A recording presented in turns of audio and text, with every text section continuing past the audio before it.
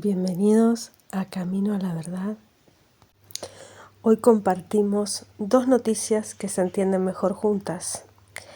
La IA tiene acceso a Internet y por lo tanto a toda nuestra información, a todo el conocimiento, recopilando todo el conocimiento humano. Y la segunda noticia es algo que es del 2017, bastante antiguo, pero muy actual en este momento. Y es justamente Jordi Rose, el creador de The Web, el computador cuántico, reclutando a las personas de la universidad en la que estaba dando la conferencia, él mismo diciendo de qué se trata este tipo de ordenador y cómo es un portal para los demonios. En sus propias palabras, seres interdimensionales. Escúchenlo por ustedes mismos. The idea of data mining people and using this information for a purpose is nothing new. We see just recently a headline here. Businesses have been doing this for a very long time. Chase Bank is the newest to jump in here. Here's a headline. JP Morgan Chase cashes in on customer data. So they're monetizing its 80 million customers spending data, their individual purposes. They're now giving those to companies, allowing companies to sift through those so these companies can target ads directly to you from your personal purchases. Wow. So Facebook, no different. Facebook has been data mining its users for quite some time. Facebook users' personal data sent to thousands of companies, says a study. So AI it represents this huge next step of this. It's looking at everything humans have ever created, this digitalized world that we are increasingly in. Everything's online. We have surveillance systems, tracking systems that are feeding in through cameras, through our individual transactions. It's all feeding into this global digitalized system. And AI is there just data mining the analytical nuance of our behaviors. And so we see things like GTP and Google's Gemini, and you can't help think that there's a hidden or maybe not so hidden hand sometimes adding some guardrails to this and directing it. Although people are saying this thing is on the loose and it can't be controlled, it sure seems like some of these companies are choosing to focus on some data sets more than others. But there's a conversation that went viral just recently, and it was with two people from the Singularity University, and that was Peter Diamandis and Salim Ismail. And what they talked about was kind of the current state as they see it for AI. We see no mechanism of any way possible of limiting AI and its spread and its propagation and its development. Like zero. I agree. It cannot be contained. Unless you control every line of code written, and the AIs are writing the code. Yeah.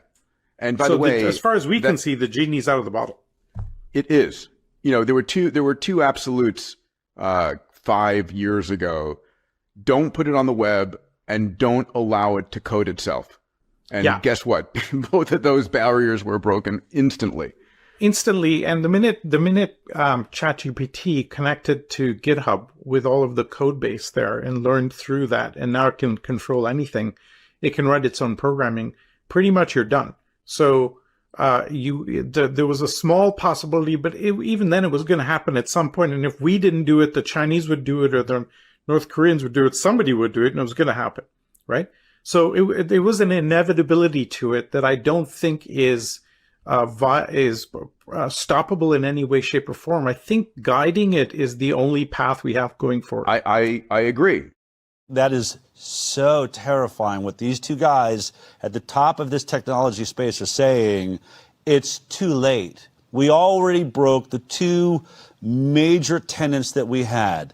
Don't ever put AI, don't ever let it have access to the internet, and don't let it code itself. And right out of the starting gate, some, genius decided, hey, let's see what this happens. This isn't a dash of pepper in a soup. This thing is now currently, as we speak, going taking in all the information of the world as we know it and how we move, how we think. Y se le permitió infundir aliento a la imagen de la bestia para que la imagen hablase e hiciese matar a todo el que no la adorase. Apocalipsis 13:15. Y el primer ángel fue y derramó su copa en la tierra, y se produjo una llaga repugnante y maligna en los ojos que tenían la marca de la bestia y que adoraban su imagen. Esa adoración que se tiene por este sistema y esa marca que deja visible e invisible, la marca, el nombre y el sello de la bestia. Ese primer ángel es el que trae este juicio para aquellos que no tuvieron amor por la verdad.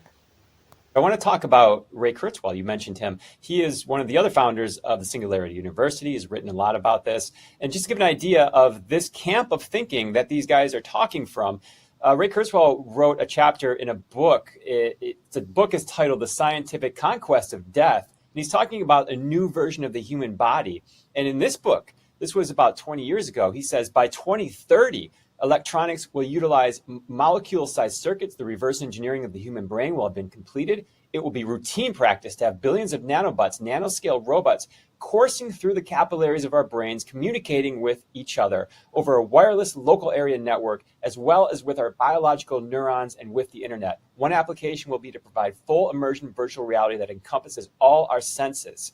So this is their a stated goal of what's going to happen. This isn't, hey, we need to write some better songs. Maybe we can help find a new medicine. This stuff is going in your brain. I mean, this is the extreme of the extreme. So understand that's where they're talking from. And one of the points they said is if we didn't do this, China would have done it, or North Korea would have done it. Coming from the health space, and especially COVID, where have we heard that before? That's biosafety level 4, genetic engineering of controlled pathogens to make them so dangerous that they can cause a pandemic. Because, hey, if we don't do it, some terrorists might do it. This is not an excuse to do this. It's really crazy and so short-sighted, really. The idea that once you got this rolling, this is what no one thought about. How do you stop it? Well, I mean, they should have thought about it. There's only been how many science fiction movies, that have been dealing with this. And I think about, again, like the future. Where does this go? What are the jobs? I mean, how many people will be laid off in the next, I would say 2 years, 10 years, 5 years? How long is this going to take before people just start saying, we don't need you, we don't need that person, we don't need this, we got that covered, and it becomes cost effective. Right now, what we just showed is it's going to be far more cost effective now. I think it costs $5 a month for 500 songs. So what company isn't going to just use that to write its jingles, right? So, and how many people just lost it there? Por tanto, en el momento en que todos los pueblos oyeron el sonido del cuerno, la flauta, la lira, el arpa, el salterio, la gaita y toda clase de música, todos los pueblos, naciones y lenguas se postraron y adoraron la estatua de oro que el rey Nabucodonosor había levantado. Esa música que viene, ese sonido, esas ondas que vienen para que nosotros adoremos. Pero yo y mi casa nos mantendremos en Yeshua. I mean, we are just seconds away. We know this, where the videos, the deep fake videos, that the AI is going to be able to create our images, make anyone be able to say anything at any time. How will we know what the truth is? How will we know if we're even looking at the real president of the United States? Or some fake that's out there trying to confuse everybody? What will happen to news? Con todo engaño de iniquidad para los que perecen, por cuanto no recibieron el amor de la verdad para ser salvos. Por tanto, Elohim, Dios, les envía un poderoso engaño para que crean en la mentira. Segunda de Tesalonicenses 2, del 10 al 13. I mean, Jeffrey, I guess I really am panicked at the moment. It feels like we are right on the verge of just a massive chaos-inducing problem. With OpenAI, all of these different people with all of these different agendas, with all of these different psychological issues they have themselves, are building their own versions of what AI can do as we speak. There's a army, if you will, of different AI incarnations that are being created right now by evolved human beings and by less evolved human beings, and all of it is now worldwide. It's in everyone's hands. It's too big to stop now. It's now already in everyone's hands to do with it what they think they should be doing, and you have to imagine not all of it's benevolent. En cuanto a aquellos que viste el hierro mezclado con barro, así se mezclará la descendencia de los hombres, pero no se unirán el uno con el otro, como el hierro no se mezcla con el barro. El hierro no se mezcla, no hay manera de mezclarlo con el barro. Mas como en los días de Noé, así será la venida del Hijo del Hombre, porque como en los días antes del diluvio estaban comiendo, bebiendo, casándose y dándose en casamiento, hasta el día en que Noé entró en el arca y no entendieron, no tienen entendimiento, hasta que vino el diluvio y se los llevó a todos. Así será también la venida del Hijo del Hombre. Mateo 24, del 37 al 39. Como en los días de Noé, transformando los genes, transformando el ADN, haciendo mutaciones, experimentos. La ciencia era muy avanzada y así como lo dice Daniel también, que en estos días la ciencia se aumentaría.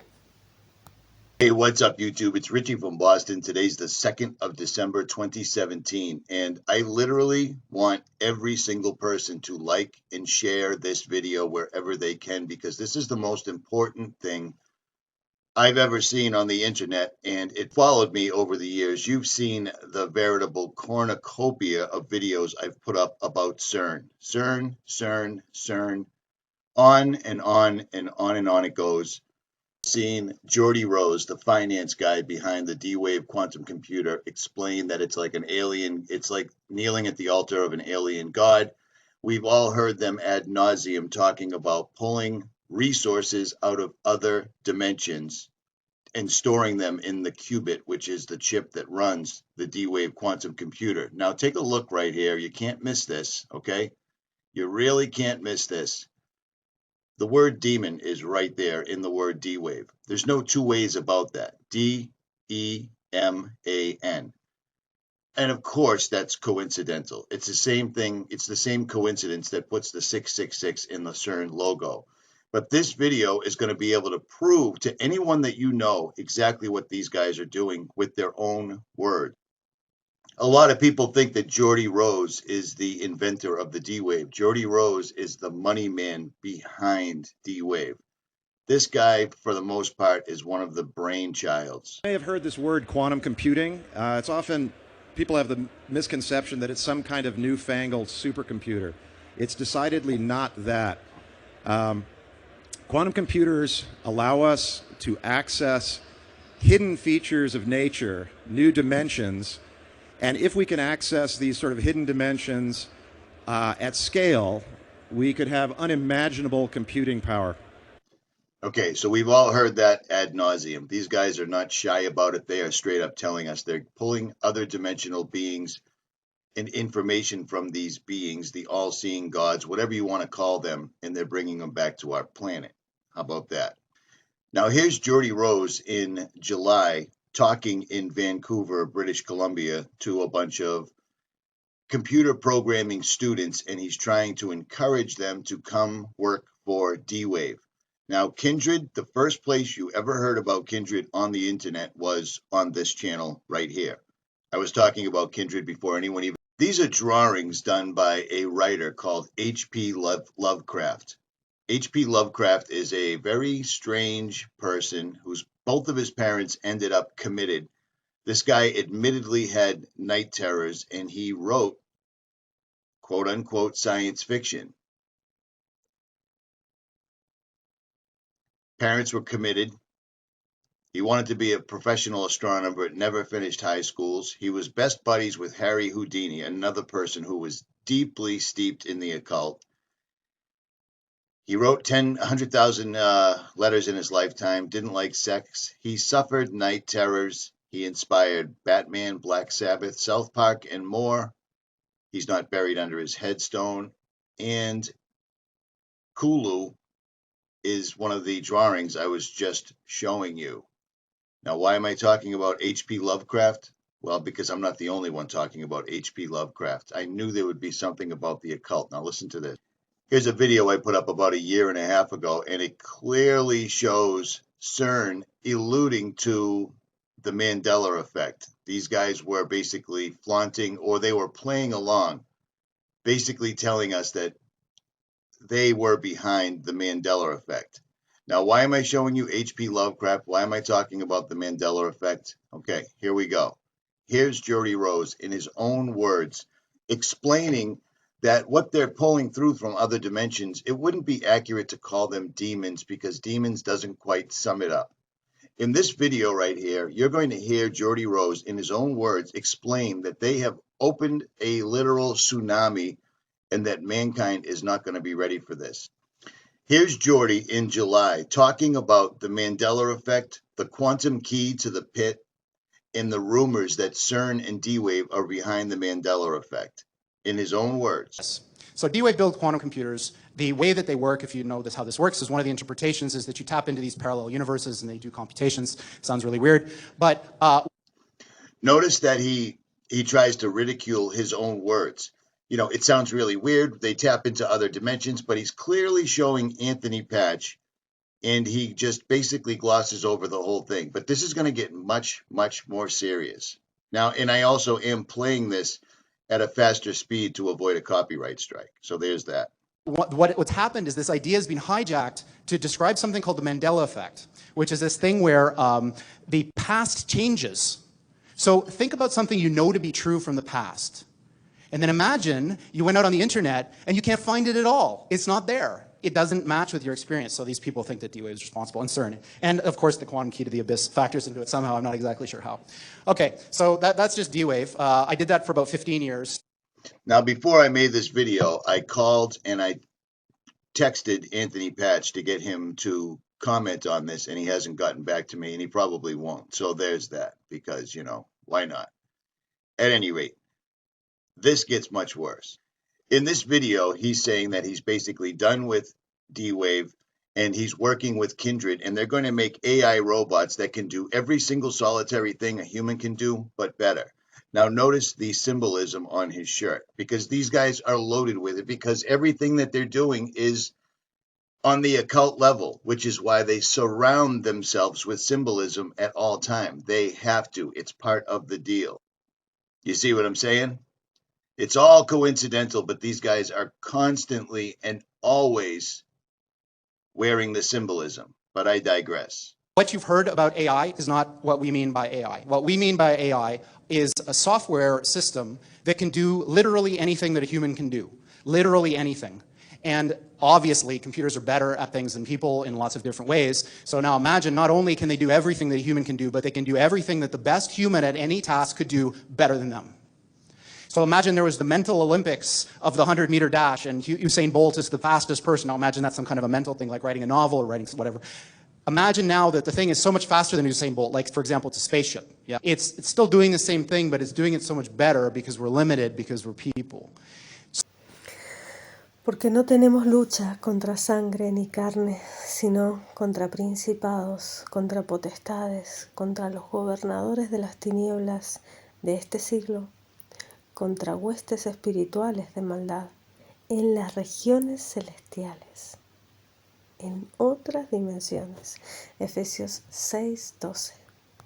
So what Kindred is trying to do is solve this problem. How do you build machines that are better than people at everything? Now, there's a mental block that we have here when we think about this. Because when you think about that, one of your questions might be, for example, what are the applications of this? So imagine this. Imagine for $10, let's say, I could build a machine, like a little robot that had fingers and eyes and all that. And it could do your job better than you, no matter what it is. And I could sell that to your employer for, say, $15 and make a profit. instead of having to pay you $100,000 a year. So right off the bat, this goes back to the video that TruthStream Media put out a year and a half or so ago called Obsolete, where they are literally going to replace humanity in no one will have any jobs whatsoever if these guys get their wish, because they're bringing through demonic entities. Now, does that sound like a conspiracy theory? Of course it does. But do you know where that comes from? The horse's mouth. Continue listening, and he is going to straight up say it. And you should be terrified, and you should be prompted to prepare yourself spiritually, because this is a spiritual battle. No. Es una batalla espiritual. Efesios 2:2, en los cuales anduvisteis en otro tiempo según la corriente de este mundo, conforme al príncipe de la potestad del aire, el espíritu que ahora opera en los hijos de desobediencia, que son estos mismos hijos de desobediencia. For every single job. So that's what we're talking about here, is a complete and utter transformative change that of the likes of which has never been seen before in the history of humanity, making the Industrial Revolution look like a little tiny blip on the path that humans have taken from when we emerged from the ooze a few billion years ago. We are right on the verge of that transition now. So this guy, Rich Sutton, is one of the most famous people in the academic world of AI. Now listen. This guy is the guy behind the D-Wave quantum computer, the only quantum computer in the world that is accessing other dimensions, according to what they are telling us. He is telling us that we are on the verge right now. So pay attention, because what he is going to say should shape your entire future. And like many, when asked, when will this happen, he says things like this. 25% chance within 13 years of this thing that I'm talking about. You know, when you think about what you read on the news, you know, CNN, BuzzFeed, whatever, they're all kind of the same nowadays. Think about how unimportant that thing is that you're reading if this is true. Yeah? So what does this have to do with aliens? So Sam Harris, who I quite admire, is a very interesting guy, was reciting this parable at a TED Talk that he was giving, and it goes something like this. So, say I'm the President of the United States. So I received this message from the heavens. So my microwave dish, my SETI dish, finally captures something. And what it says is, in 50 years, or 13 years, we're coming to your planet. You got to be ready. Now just imagine what would happen if that happened. A super intelligent alien race beamed down a message to all of us Earthlings saying, we're coming July 13th, 2030, and boy, you better be ready, because the mothership is landing right on the front lawn of the White House or wherever you wanted to land on that day. Ya está aquí el juicio de este mundo. Ahora el príncipe de este mundo será echado fuera, dice Juan 12:31. No hablaré mucho más con vosotros, porque viene el príncipe de este mundo, y él no tiene nada en mí, dice Yeshua en Juan 14:30. The amount of resources that would be marshaled to try to figure out what to do would encompass the whole world. AI is just like that. So when this thing that I'm talking about happens, it's going to be exactly the thing that you're thinking about those super intelligent AIs. So the one thing I can tell you is they're not going to be like us. So alien means, you know, different. These things that we're building are not going to be people. They might be really smart, they might be really good at all sorts of different things, but they're not going to be like us. They're going to be aliens. And they're going to be, I'm sorry to say, way smarter than every single person in this room. Now pay attention, because he's literally disclosing right this moment that we can't even comprehend. So this, of course, triggers a lot of alarm. One of the guys who talks about this is Elon, who says things like this, like, when you do this, beware. because you think, just like the guy in the stories, that when you do this, you're going to put that little guy in a pentagram, and you're going to have your holy water out, and you're going to wave it at the thing, and by God, it's going to do exactly what you say and not one thing more, but it never works out that way. So this is an attitude that some are having, this emerging alarmism about the way this is going to go. But these words, demons, doesn't capture the essence of what's happening here. Sabemos que somos de Elohim y todo el mundo está puesto bajo el maligno o en maldad.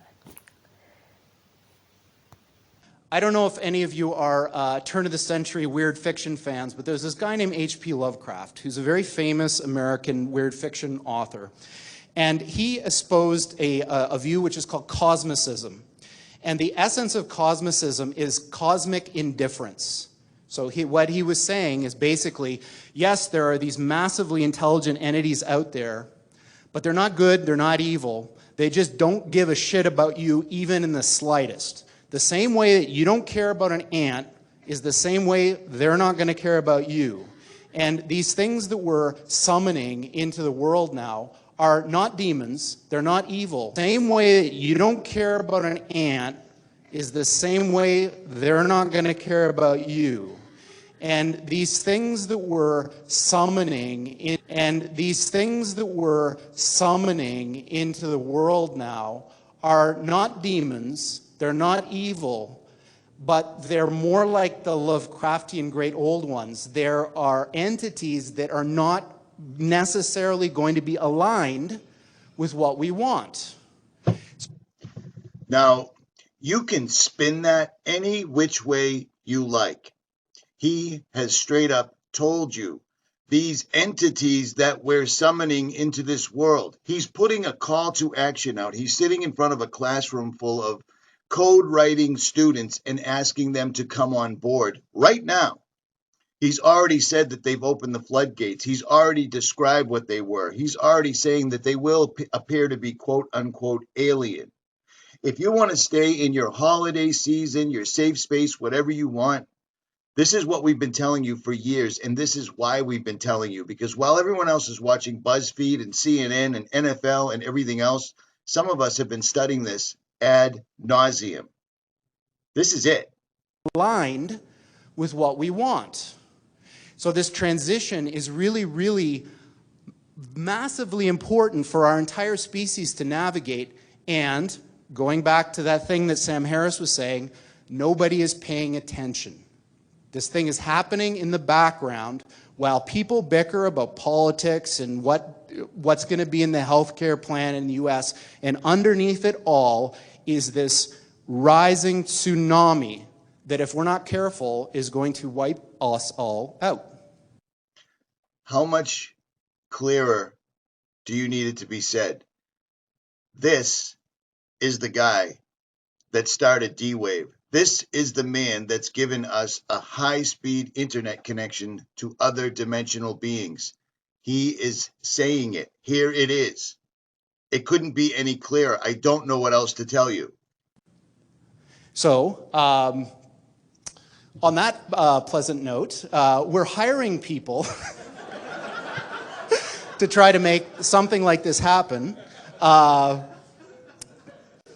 And of course, you know, this is a very difficult project, of course. And I'm kind of a little bit tongue-in-cheek about all this, like, you know, how bad things are, because it's not really like that. You know, technology is a double-edged sword. Even something like this, it's agnostic. It depends who wields it. If you want to have a say in how all this goes down, you can't sit on the sidelines. If you want to have a say. Do you understand what I'm saying?